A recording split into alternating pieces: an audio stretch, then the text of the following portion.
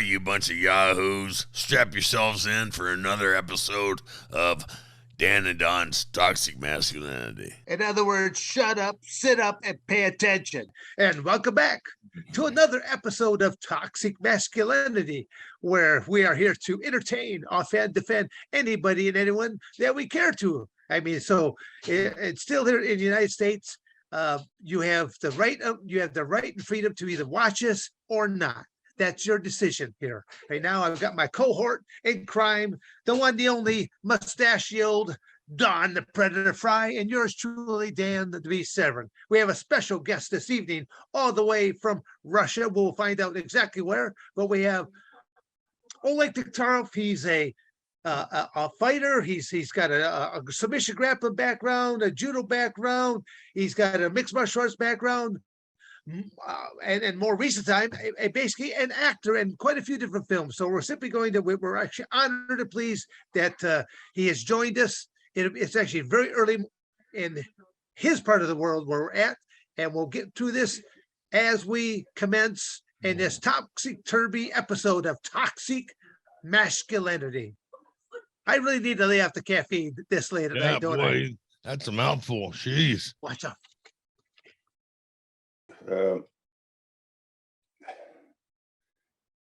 Right now, you see the guys, and they're all like twin brothers. They're all in the same speedo, the same shorts. Right. Same technique. I mean, they're all okay. Like maybe they get a grade B for striking, for ground, for wrestling. But you're very rare to see A.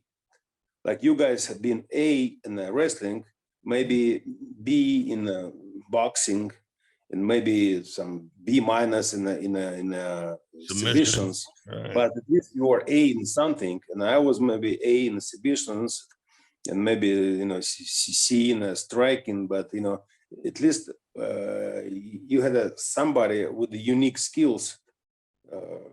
The top skills, Right now, they're all okay in everything, okay in everything, but not great in anything. No, they're all That's what I'm saying. So. Yeah, they're C level, of course. B level, but the champions A level. No, some exceptions here. There are some exceptions here, but right. But only the top guys. But normally it's all exactly what you said. The C. And condition wise. It's even worse. Yeah. You can't believe the conditioning of these guys. It's like, what the fuck are you thinking? You have to fight for 20, for 15, 25 minutes, and you can't get out of the first round. What the hell are you thinking? I would fire the whole club. The trainer and the conditioner and the nutrition guy, and give me new sparring partners, and then they should beat you on the way you're out the door. Don, you had a nutritionist? No, I didn't have a nutritionist. That's a joke. Yeah, it was called Coors banquet and a big steak. I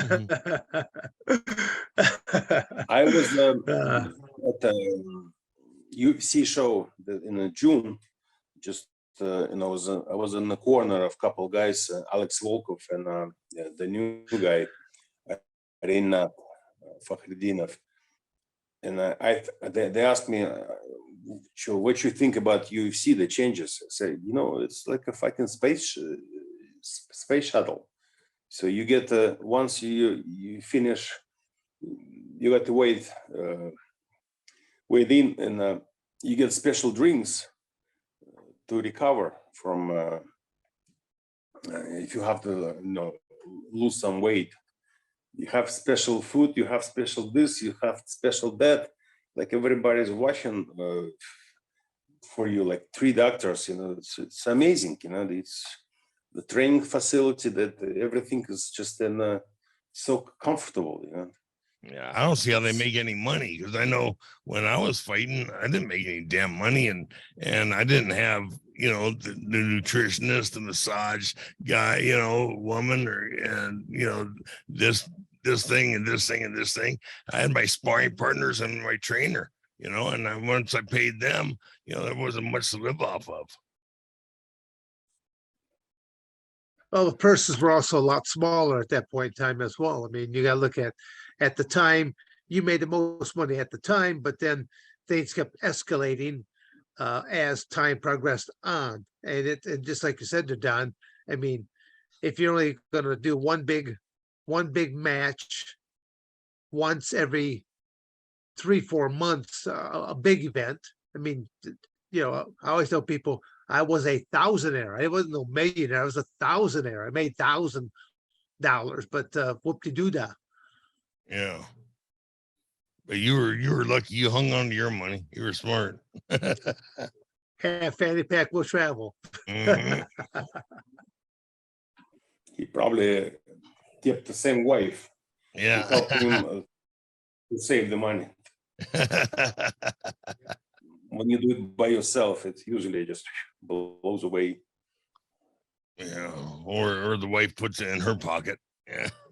Until Yeah, you're broke. most likely, yeah. Yeah. Most likely.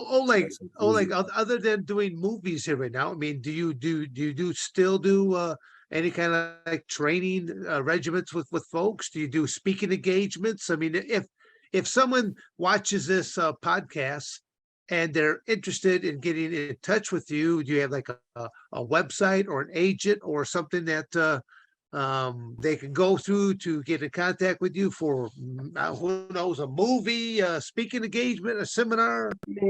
Instagram page. I mean, it's easy to find me. You know, you put Oleg and you get Oleg Taktarov official right away. So, and I every time I do film, if I make some money, I do seminar, and I always like if the host can pay certain amount, I still do it. Just it's like a giving back to the community, I call it. Just you made the money of the film business, you gotta give something back. Yeah. What you know, what you're knowledgeable, what your knowledge is. Yeah. Really. Because till this day, I haven't met a person who knew 20% what I know. Right. When it comes to ground game, especially Leglocks. It's most of the shit is incorrectly, and you know they like to do some kill hooks, but it's too violent. It doesn't consist many knowledges. It's just a hold there and a pull there. That's it. You know, but I'm not a violent person. I like to, you know, take care of my my fellow fighters. They still need to feed families. You still can tap them out, but in much nicer way without, you know, damaging the knees or some food. You tap them out with pain instead of injury. Yeah. Yes, so it's sort of injury. Yeah. So, you know, by the way, when I train, yeah, sometimes I do ground fighting and just wrestling and even boxing. By the way, I started doing boxing after the UFC. I joined Freddie Rowe gym, and I did the boxing for almost 3 years after UFC. By the way, and Kind of late on it. A little late on that, wasn't it? It was fun. You know, it was fun. It was a good. It was good for movies. You know, your body, you get smaller waist. Just you know, you get skinnier. It's a new activity. You lose weight. So boxing was a good thing for me actually. But ground, I still haven't lost to anyone. Not a Brazilians, not a new Russians. They're big, strong, they can dominate, but I still didn't lose to anyone. When I come to train, one day I'm okay. Second day I tap everybody out. If it's just a normal facility, just with no champions. Yeah. So it's very interesting. So I gotta share those knowledges, and it's a good thing. It's a universal thing. If you know something, you have to share. So I always do it, and usually I ask if you can pay 3 grand, pay 3 grand. If you can pay more, pay more. But if you can pay, collect, whatever you can, even 500, I'll still do it. Because maybe you have some poor kids. Maybe you were in places where nobody really, your parents don't make any money, but the kids really want to do MMA, and I say, why not? Right. For me, it's Give back to what you want for giving. Yeah. yeah. I trained for free when I was young in Soviet Union. Everything was for free. I think in the United States was something back then. At least college wrestling. I don't think you guys paid to your coaches. We paid physically, boy. We paid physically. We're still paying. Yeah, we're still paying to this day. There's no free fucking breakfast, man. And in Russia, I've been doing film festival for 4 years. And now I'm probably going to do another one, but it's different format. But, even have my federation, MMA federation here, but it's kind of bullshit here. You have to always be in fighting with the other federations. So I don't like that. I like to be work together. Like we got the Fedor Emelianenko, he has their own federation. I got my own federation, and media tried to make us look like we are fighting against each other. My past 4 years, media did some crazy shit. For me, I never been insulted in my life until like 3 or 4 years ago, when we got the Caucasian guys from Caucasian mountains coming to this game. Fuck. I never had any problems, any disagreement with those guys, and some guys we never even met. But media does some crazy stuff. Like I was on the cover of some beer company, on the cover of the bottle, like some beer with my face on it. Was I making good money? So what, But one of the kind of fighter, he just lost, by the way, on my birthday. He got knocked out. In fact, he filming a video that he put in leg on my face on this bottle. Actually, it was on a can, and smashing it with a leg. So wow, what a great great story. I'm fucking over 50, and I have to watch all this. Yeah, or somebody insults your mother, your father who passed away, and I'm like, oh shit. And you guys, can you come to my face and say this? But on the internet, everybody's brave. Yeah, everybody's brave on the internet. They're all 10 foot tall and I used to take it very close to, but now I don't give a fuck. I'm just blocking. I don't watch it. But used to, I'm like, guys, if you have any problem with me, just come to like this city, and I give you an opportunity to fight with me in a room, in a dark room. Right. But only one person can leave this room. If you sign this agreement, so you have no problem with the leaving, like the winner can leave the room, and another person might gonna ever just stay there. And nobody wants to fuck around this way. Right. But on the internet, no problem.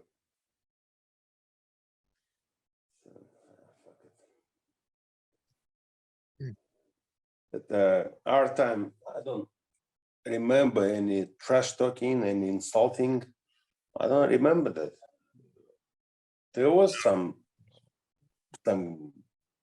like just to bring the expectations to raise this, like the TRTs, Ken Shamrock, I remember, I think they were the first one in MMA who were like acting like they hate each other, and they were pretty personal in this Who's promotion.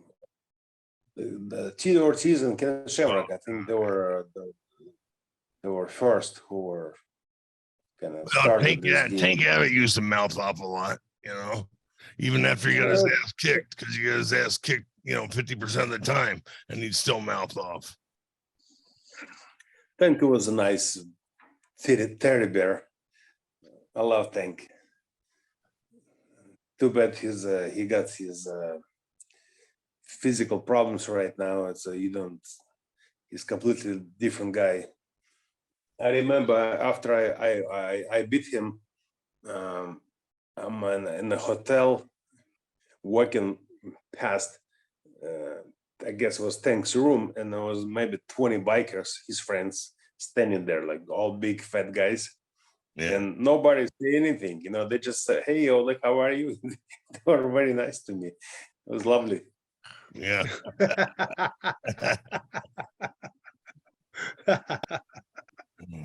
Oh my God. I put Tank in 2 of my shows, by the way. I help him a little bit to make some money. So we did some show in Russia.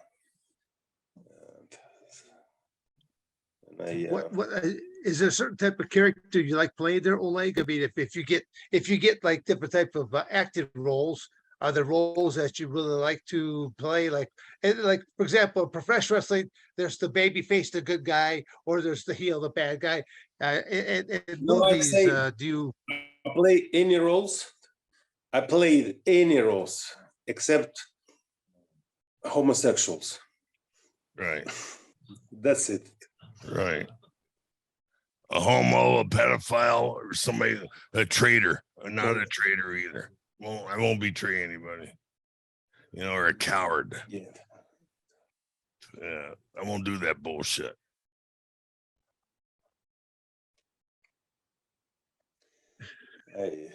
you got that crazy eye there, Don. Well, you know, Nobody ever gonna ask you to play coward. You know what? You gotta have restrictions. You gotta have limits and restrictions, you know. Nobody gonna buy this. No. Don cowards, but bad acting. Yeah, I'm not that good of an actor. Can't pull it off. But UFC suddenly been nice to me. Like I say, I was in a corner man for a couple of guys, and they did documentary.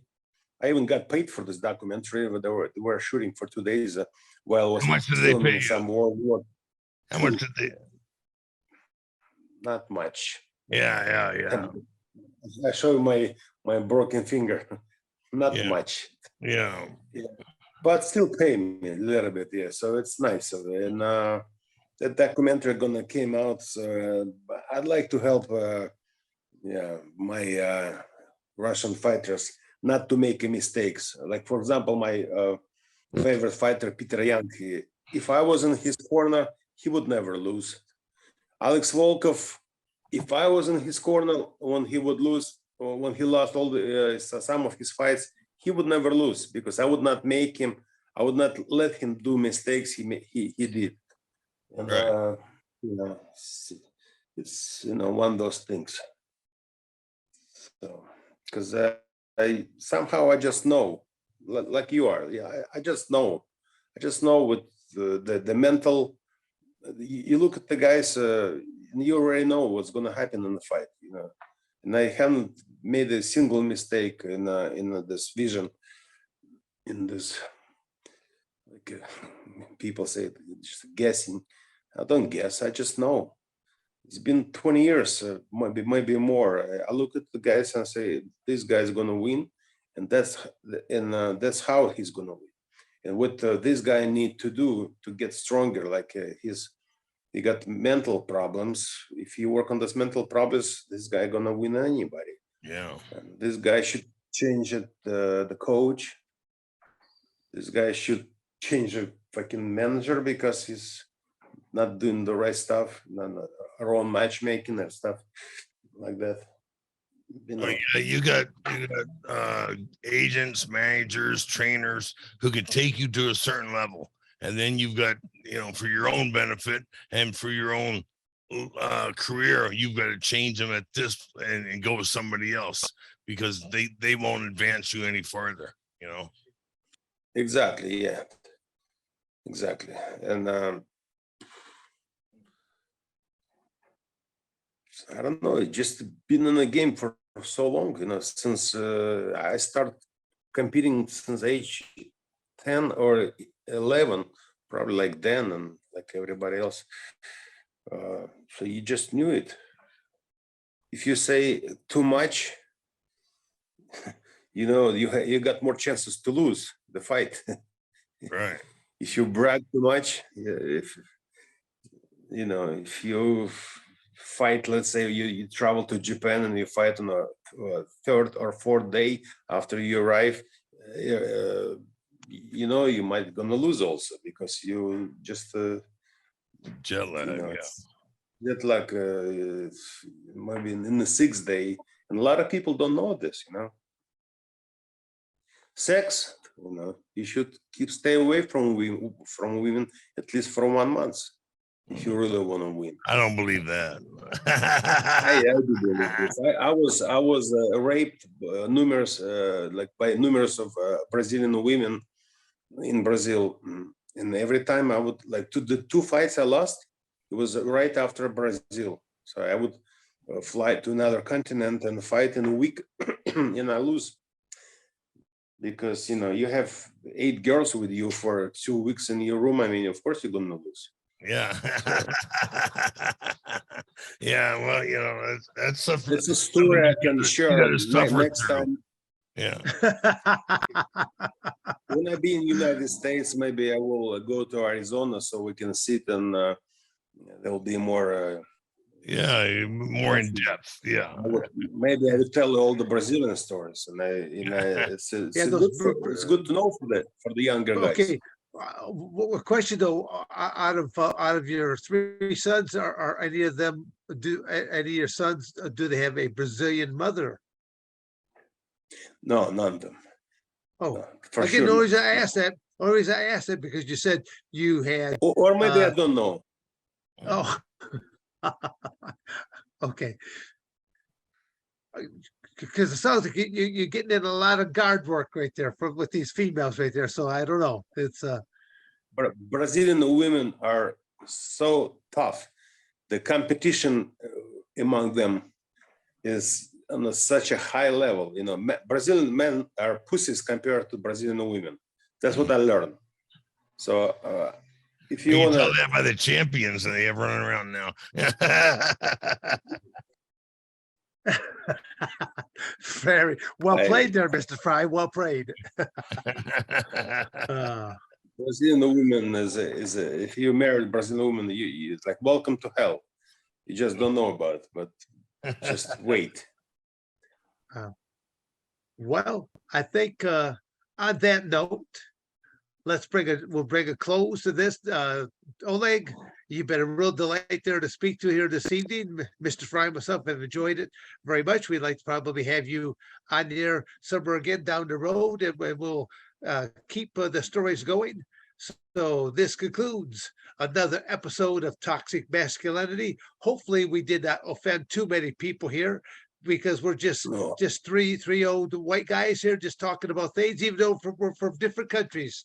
But we're talking about masculine type things. We're talking about fighting here tonight. We're talking about acting careers.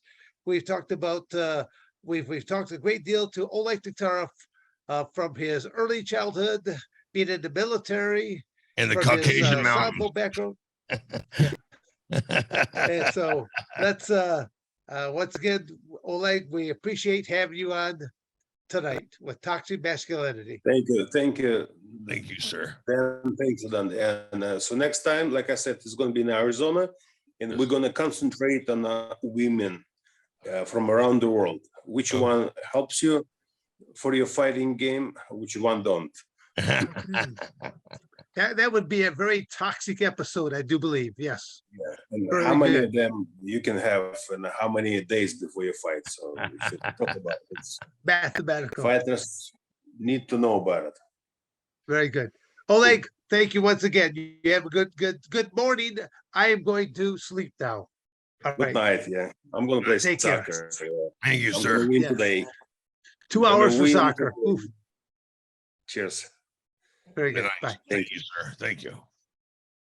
Thank you for watching another episode of Dan and Don's Toxic Masculinity. You better like, subscribe, and share, or I'm going to come to your house.